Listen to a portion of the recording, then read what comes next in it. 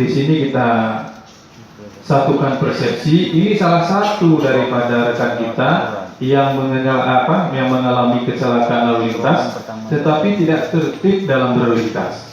Oleh karena itu, di forum komunitas yang sesederhana ini, biar rekan-rekan nanti menyampaikan kepada adik dia, kepada keluarga dia, kepala desa, bahkan ke seluruh pelosok desa. Intinya kita harus tertib berlalu lintas. Kalau sepeda motor kita harus safety ready. Kami mohon nanti segera tampil kemari. Apa kira-kira? Apakah enak kecelakaan lalu lintas itu, kan begitu?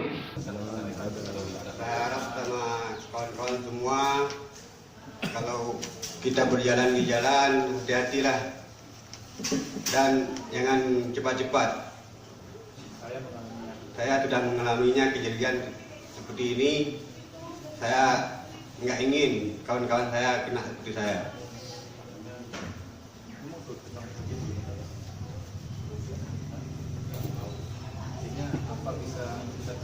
Kalau kita sudah seperti saya ini, kita tidak boleh buat apa-apa lagi.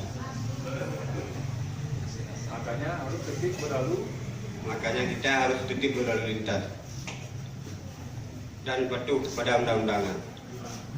Jika terjadi laka lantas atau fatalitas yang terjadi terhadap korban di jalan raya, praktek ini dilakukan langsung oleh PMI Aceh Selatan.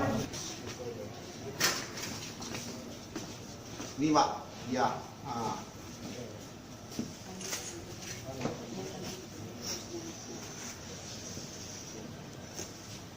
Ini yang bijai modern Pak. Kalaupun coba Bapak gini kan Pak, bisa Pak kan? Karena ini ada Pak, karena ini ada tulang yang membantu untuk tangan ini supaya jangan bergerak.